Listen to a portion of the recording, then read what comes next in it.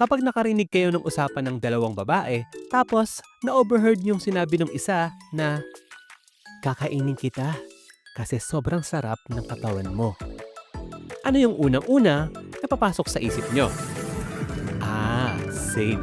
Hindi ko kayo masisisi kasi kahit man ako, yan din ang iisipin pero hindi pa huli ang lahat. May panahon pa para magbago. Mina, what's up? Always check on your friends kasi hindi natin alam kung ano yung mga laban nilang hindi natin nakikita. Wala tayong idea kung nakakalaban pa ba sila o nasa punto na kung saan hinihintay na lang nila na matapos ang lahat. Hindi na importante kung paano kasi sagad na yung pagod at bigat na nararamdaman nila, so the quicker, the better. Anyway, nasa ganyang sitwasyon yung female MC sa anime na pag-uusapan natin ngayon. Ito ang anime na This Monster Wants to Eat Me, part ng seasonal lineup ng Fall 2025. At early age, halos wala ng reason mabuhay si Hinako.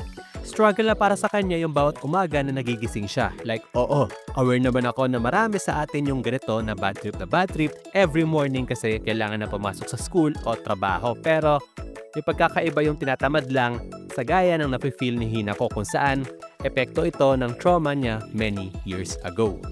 Mag-isa na lang din si Hinako dahil deads na yung mga mahal niya sa buhay, which I assume nangyari sa isang incident na involve ang dagat.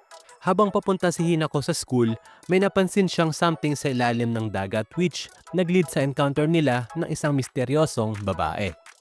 Binalaan siya ng babaeng to na huwag masyado lumiyad sa dagat at delikado raw, which sa headcanon ni Hinuka, inakala siguro ng babaeng yun ay mag-self-exit siya. After ng pangyayari yun, hindi na nawala sa isip ni Hinako yung misteryosong babae.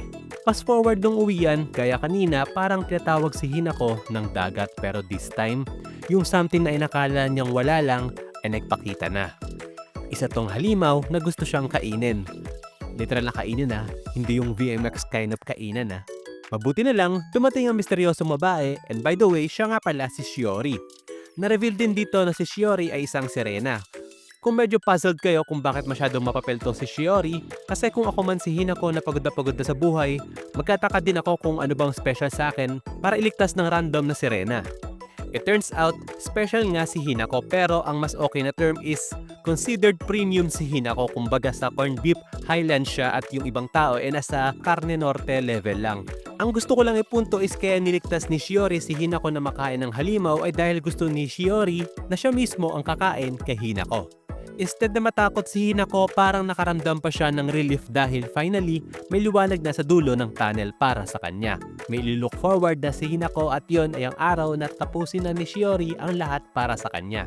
For me, medyo dark yung premise ng anime na to kasi may mga elements dito na pwede mag-cause ng trigger sa iba. Especially yung pinagdaanan ni Hinako na kung titignan, hindi nalalayo sa mga nangyayari sa kabataan ngayon. Kaya kung hindi gaano okay ang mental health nyo, medyo hindi recommendable tong This Monster Wants to Eat Me. Pero kung trip nyo lang yung mga giggers doing monster things, well, must watch to para sa inyo. So, that's it. Mina, nag-enjoy ba kayo sa video? If give me a thumbs up. Tingin nyo, mas pipiliin nyo ba magpakain na lang sa magandang chicks para, tapos ng lahat? Comment down below. With that, well, yun lang.